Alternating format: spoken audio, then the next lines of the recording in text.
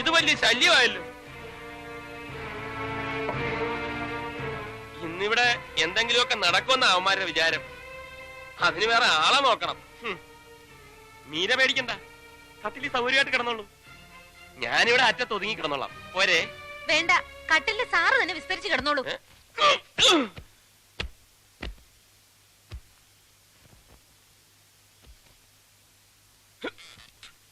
Okay, മീരയ്ക്ക് മീരയെ വിശ്വാസമില്ലെങ്കിൽ വേണ്ട. പക്ഷെ എനിക്ക് എന്നെ നല്ല വിശ്വാസമാണ്. ഇനി മീരയുടെ ഭാഗത്തു നിന്ന് എന്തെങ്കിലും തെറ്റുണ്ടായാലും ഞാനത് തടയും. Good night.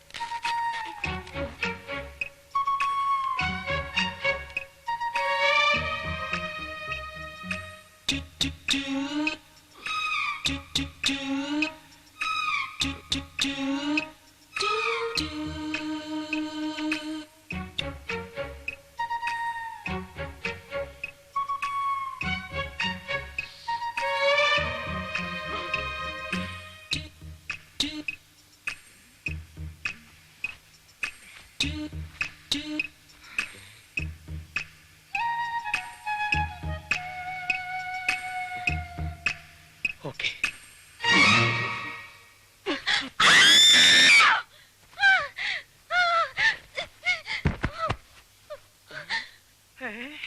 ബാലകൃഷ്ണൻ എന്താണ് ഒച്ച കേട്ടത്? ഫസ്റ്റ് നൈറ്റ് അല്ലേ, അതിന്റെ ആയിരിക്കും മത്തായിച്ചേട്ടാ. ഫസ്റ്റ് നൈറ്റ് എന്ന് പറഞ്ഞിട്ട് ഇങ്ങനെ ഒച്ച ഉണ്ടാവൂ? ഇത് ഫസ്റ്റ് നൈറ്റ് അല്ല, ലാസ്റ്റ് നൈറ്റ് ആണെന്ന് തോന്നുന്നത്. ഞാനങ്ങനെ ഇവിടെ വന്നു? ആരാ എന്നെ പൊക്കിയെടുത്ത് ഇവിടെ കൊണ്ട് കിടത്തിയത്? നീയാണോ? മതി, അഭിനയിച്ചതും പച്ചപ്പാവൻ ചമഞ്ഞതൊക്കെ. ചതിയനാണ് നീ, കൊടും ചതിയൻ. മീര, ബഹളം ഉണ്ടാക്കരുത് പ്ലീസ്. അപ്പുറത്ത് അവരൊക്കെ ഉണ്ട്. അവരൊക്കെ കേക്കട്ടെ. സത്യം എന്താണെന്ന് അവരറിയട്ടെ. നിങ്ങൾ ചെയ്ത വൃത്തിയുടെകളൊക്കെ ഇവിടെ എല്ലാവരും അറിയട്ടെ.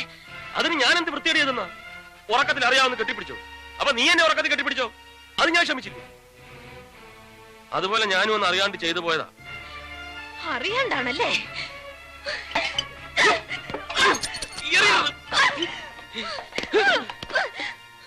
നീ അറിയാണ്ട് ചെയ്തതാണല്ലേ?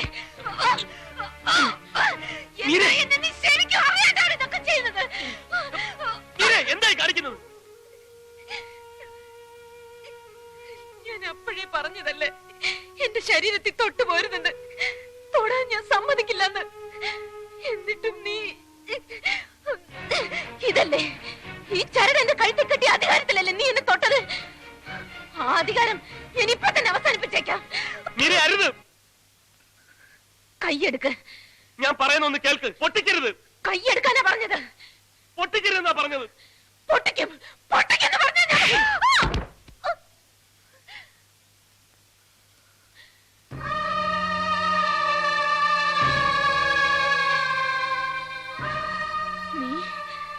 നീ എന്നെ തല്ലിയല്ലേ? നിന്നെ തല്ലുകയല്ല, കൊന്നു കുഴിച്ചു മൂടുക വേണ്ടത്. ഇനി ആ താലിയിൽ എങ്ങനെ തൊട്ടാലുണ്ടല്ലോ കൊന്നുകളയും നിന്നെ ഞാൻ. വേണ്ട, നീ എന്നെ കൊല്ലണ്ട. ഞാൻ ചാവല്ലേ നിനക്ക് വേണ്ടു? ഞാൻ ചത്തോളാം, ഞാൻ തന്നെ ചത്തോളാം. പോ, എവിടെയെങ്കിലും പോയി ചാവ്. കാണിച്ചു തരാം, എല്ലാത്തിനും ഞാൻ കാണിച്ചു തരാം. എന്റെ ശവത്തിന് നിങ്ങളെ കൊണ്ടൊക്കെ ഞാൻ സമാധാനം പറയിക്കും. നോക്കിക്കോ.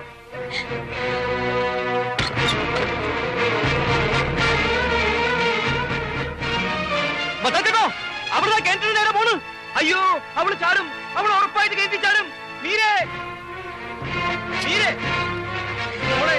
പറയണത് കേക്ക്. എന്നെ വിടാൻ.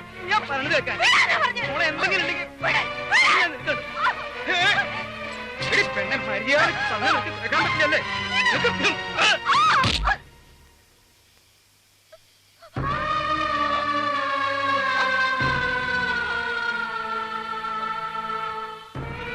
ഓ, ബാലകൃഷ്ണ, ബാലകൃഷ്ണ. പിടിച്ചേ. അയ്യോ മീരെ, ബാലകൃഷ്ണ പൊക്കടാ.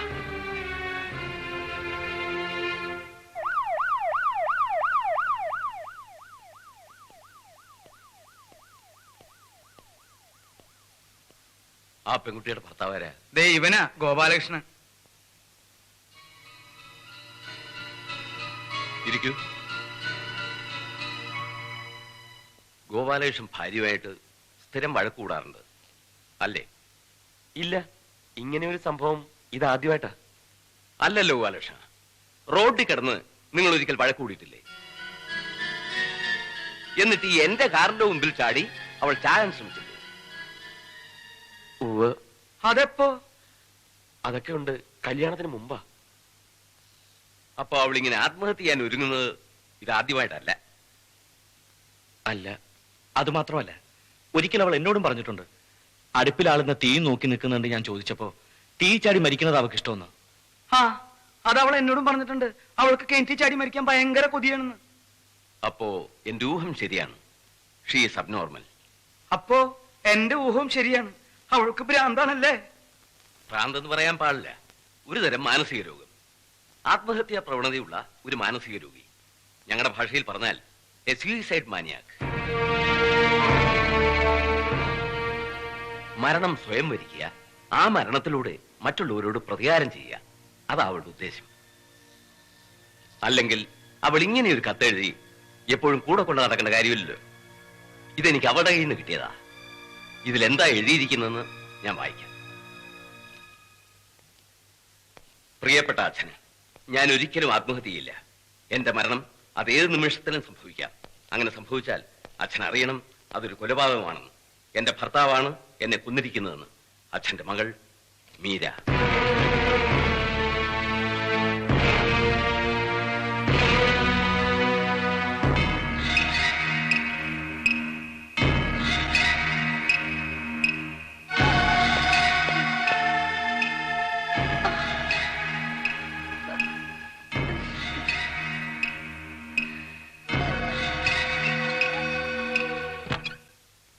എടാ, എന്ത് പണ്ടാരത്തിനാടാ ഇവിടെ ഇതിനെ കൊണ്ട് കളിത്തിരിക്കുന്നത്?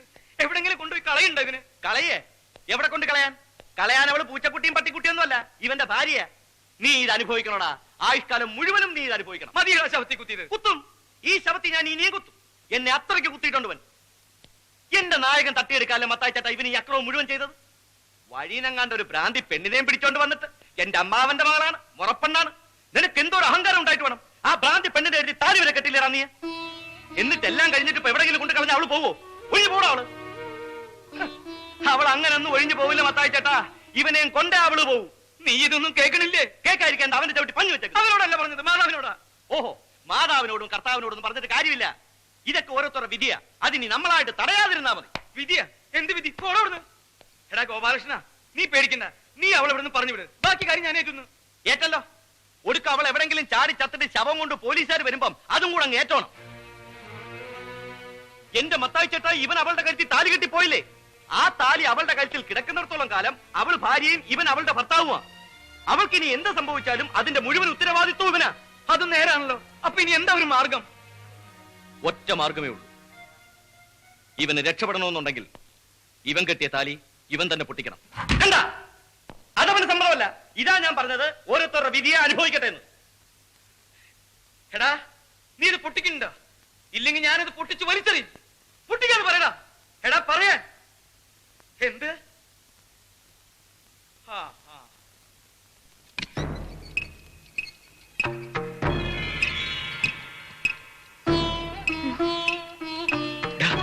ലൈറ്റ്.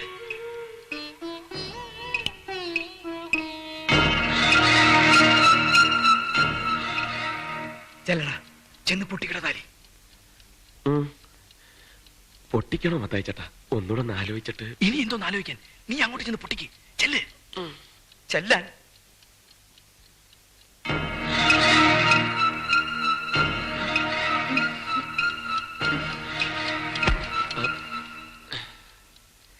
തിരിഞ്ഞു കളഞ്ഞ് വാ പോവാം. പോയി പൊട്ടിരാ.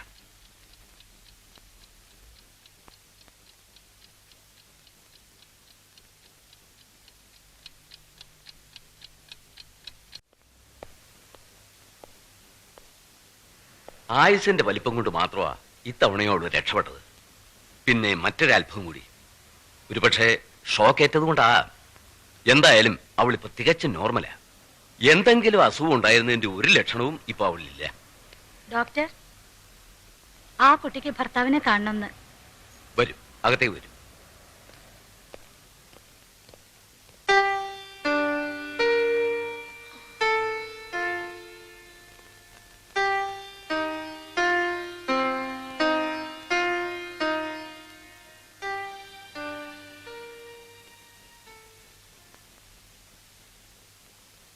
എവിടെ ഡോക്ടർ?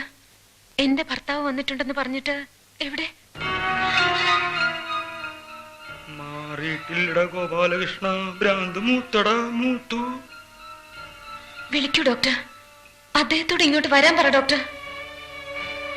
മീരെ, എന്തായത്? ഞാനല്ലേ നിന്റെ മുമ്പിൽ നിൽക്കുന്നത്?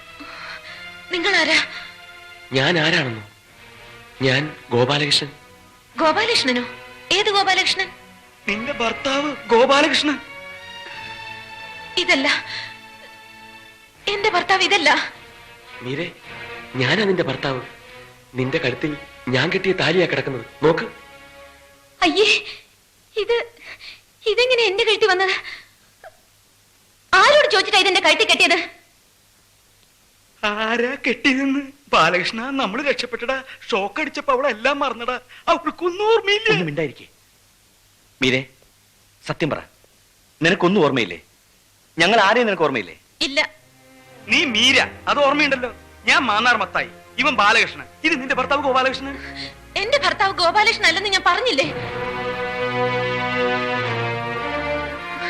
ഡോക്ടർ? സത്യമായിട്ട് ഇയാൾ എന്റെ ഭർത്താവല്ല. എന്റെ ഭർത്താവിന്റെ പേര് ഗോപാലകൃഷ്ണൻ ഒന്നും അല്ല, മഹേന്ദ്രവർമ്മ എന്നാണ് അദ്ദേഹത്തിന്റെ പേര്. മഹേന്ദ്രവർമ്മ?